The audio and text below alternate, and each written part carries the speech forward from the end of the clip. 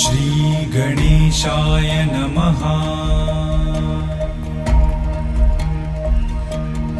ॐ जपाकुसुमसङ्काशं काश्यपेयं महाद्युतिं तमोरिं सर्वपापघ्नं प्रणतोऽस्मि दिवाकरम्।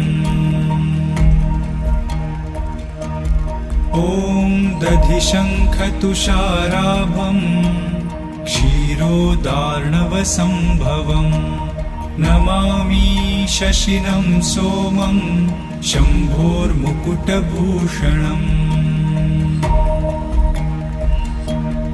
ॐ धरणीगर्भसम्भूतं विद्युत्कान्तिसमप्रभम् कुमारं शक्तिहस्तं च मङ्गलं